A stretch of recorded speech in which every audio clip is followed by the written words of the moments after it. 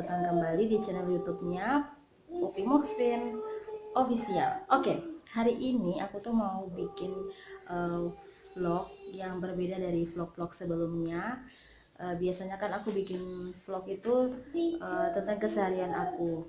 Nah, sekarang kali ini karena ada yang request ke aku untuk bikin video seputaran kehamilan. Jadi aku putuskan hari ini aku mau bikin video tentang kehamilan. Karena berhubung aku juga sudah punya pengalaman, alhamdulillah, dalam kehamilan. Jadi aku mau sharing ke kalian tanda-tanda awal kehamilan dan juga membagikan info tanda-tandanya seperti apa yang jarang sekali diketahui oleh wanita-wanita atau ibu-ibu ataupun bunda-bunda di luar sana. Oke, tapi sebelum kita ke pembahasan tentang kehamilan tersebut, aku meminta dengan sangat kepada kalian semua yang nonton video ini, jangan lupa like-nya dan juga jangan lupa subscribe, jangan lupa klik tombol loncengnya agar kalian bisa mendapatkan notifikasi video-video terbaru dari channel YouTube aku. Oke, sekarang kita langsung ke pembahasannya. Oke, kita akan masuk ke pembahasan seputaran kehamilan. Sebelumnya aku tuh udah catat ya. Aku tuh udah catat di buku aku biar pembahasannya itu lebih teratur, karena terkadang aku tuh ngomongnya tuh selalu nggak beraturan. Jadi aku sudah nulis semuanya di sini di album ini untuk nantinya aku bahas satu persatu. Oke. Tanda awal kehamilan yang sering kita tidak ketahui ya. Yang pertama yaitu perubahan pada payudara. Nah, perubahan hormon pada awal kehamilan dapat membuat payudara Anda terasa lebih padat dan sensitif, terus juga kenceng rasanya. Nah, ini biasanya kita temui pada tanda-tanda menstruasi juga ya, tapi itu sebagian wanita. Tapi kalau sebagian wanitanya juga mungkin tidak merasakan hal tersebut. Tapi kebanyakan wanita pasti akan mengalami perubahan pada payudara seperti itu. Terus kemudian yang kedua, lebih sering buang air kecil.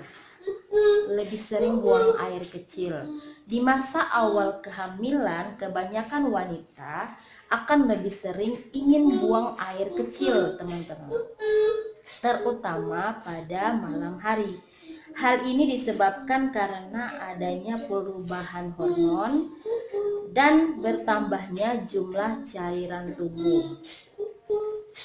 Nah, kemudian sebelum kita ke yang ketiga, mungkin bunda-bunda di luaran sana mungkin mengalami seringnya buang air kecil yang tadinya kencingnya mungkin agak jarang ya, tapi ketika kita mengalami mungkin hamil ya, mungkin mengalami awal kehamilan akan lebih sering buang air kecil, apalagi di malam hari akan lebih sering untuk buang air kecil. Nah, kemudian tanda yang ketiga itu lebih cepat lelah. Apakah belakangan ini ibu-ibu atau bunda-bunda sering merasa cepat lelah dari biasanya? Kalau iya, mungkin saja itu salah satu gejala kehamilan. Iya, mungkin itu adalah salah satu gejala kehamilan.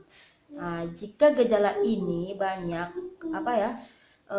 berlanjut, mungkin saja ibu hamil ya, mungkin saja. Tapi untuk memastikannya lagi, kita tetap harus tes kehamilan ya, atau tes pack. Nah, terus aku lanjutin lagi buat yang ketiga ini, lebih cepat lelah ya. Rasa lelah itu muncul saat hamil umumnya ya, ibu-ibu, disebabkan oleh apa? Meningkatnya kadar hormon progesteron. Tapi tak hanya itu juga, ibu-ibu. Peningkatan jumlah darah, detak jantung, dan juga metabolisme tubuh ibu hamil cepat lelah. Seperti itu. Solusinya, aku ada solusinya teman-teman, ibu-ibu ya. Solusinya itu ibu hanya perlu konsumsi makanan bernutrisi dan mencukupi waktu istirahat. Kemudian batasi untuk mengonsumsi kafein ya, dan hindari aktivitas yang berat atau aktivitas fisik yang berat seperti itu. Oke, kemudian kita masuk ke tanda yang keempat, yaitu mual dan muntah. Nah, mual dan muntah di sini umumnya ya baru akan terasa pada usia kehamilan 6 minggu, ibu. 6 minggu, tapi bisa juga muncul lebih awal ya. Kondisi ini biasanya akan hilang pada usia kehamilan 12 sampai 16 minggu. Tapi itu tergantung si ibunya ya. Tergantung si ibunya, itu sih tergantung masing-masing ya, masing-masing dari kita. Itu biasanya kalau aku pengalaman waktu itu, biasanya kalau aku tuh nggak pernah nggak ngalamin yang namanya mual, muntah, enggak sama sekali. Bahkan aku tuh ya nggak sama sekali teman-teman, nggak sama sekali ngerasain yang namanya mual sama muntah seperti itu. Itu waktu aku kehamilan anak pertama sama anak kedua. Tapi aku kehamilan anak ketiga itu beda lagi, ibu-ibu, beda lagi ya. Ibu-ibu atau bunda-bunda itu setiap orang itu berbeda-beda kehamilannya, gejala kehamilannya. Kalau aku mungkin karena memang keturunan, atau mungkin pokoknya lah beda lah ya. Ada juga yang bilang kehamilan pertama, kedua, dan ketiga, dan seterusnya itu gejalanya itu beda-beda seperti itu. Nah, jadi semua itu, mual muntah itu bisa dicegah dengan menjaga perut agar tetap kenyang ya, yaitu makan dengan porsi sedikit ya. Jadi bunda-bunda ketika mual ya, mungkin karena memang ibu hamil itu sering naik asam lambungnya kan, itu kalau menurut aku. Jadi untuk mencegahnya itu kita bisa makan cemilan ya, mungkin biskuitnya itu mungkin lebih bagusnya itu kita milih biskuit yang enggak ada rasanya, yang enggak ada perasa gitu. Terus atau kita konsumsi roti gandum ya, bunda-bunda ya. Nah, jadi udah atau kita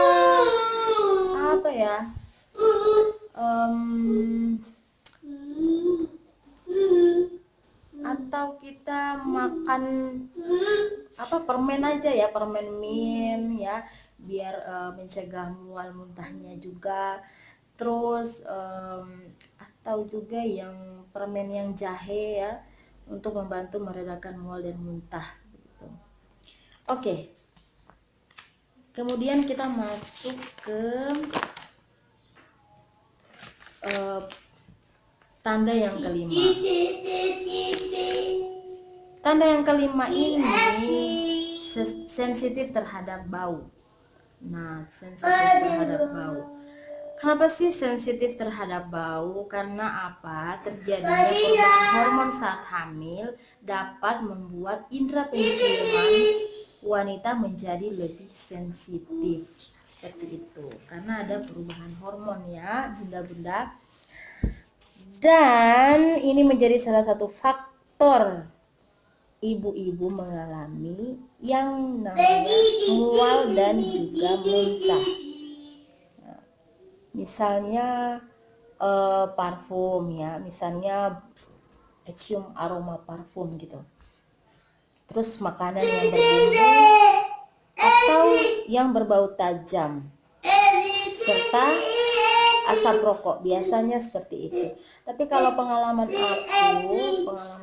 aku lebih ke sensitifnya tuh lebih ke parfum aja teman-teman. Aku nggak suka aroma parfum dari suami aku seperti itu. Tapi nggak yang sampai mual, sampai muntah, nggak yang sampai pusing tuh nggak. Paling adanya tuh yang cuma nggak enak aja, nggak suka aja dengan aromanya seperti itu. Oke, terus tanda-tanda yang keenam. Tanda-tanda kehamilan yang keenam yaitu hilangnya nafsu makan. Nah, tapi kalau nafsu makan ini tuh tergantung setiap wanita hamil ya, tergantung ya. Ada versinya sendiri-sendiri lah. Iya, ada versinya sendiri-sendiri. Kalau aku nggak ada sih yang hilang nafsu makan. Aku tuh dari anak pertama sampai anak kedua tuh aku selalu, bahkan aku nafsu makannya itu tinggi sekali. Sampai dengan lahiran pun nafsu makan aku tuh tinggi sekali. Besar ya nafsu makannya. Oke, di sini aku mau ini ya seputaran tentang hilangnya nafsu makan. Karena meningkatnya kadar hormon dan sensitivitas. Ya, sensitivitas. Indera penciuman bisa buat ibu hamil menjadi kehilangan nafsu makan. Jika ibu-ibu mengalaminya, bisa coba konsumsi cemilan yang seperti aku bilang tadi ya, seperti biskuit atau roti gandum ya. Yang penting rasanya nggak enek di leher aja, seperti itu.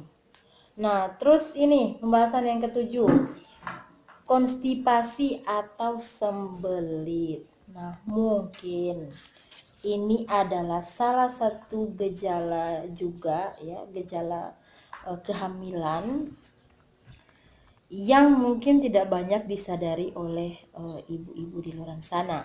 Perubahan pada pencernaan ini terjadi karena mungkin perubahan hormon saat hamil ya, yang memengaruhi kinerja sistem pencernaan ibu-ibu. Jadi agak susah buang air besarnya ya, sembelit seperti itu. Terus yang ke-8, tanda yang ke-8 yaitu suasana hati yang berubah-ubah atau mood swing.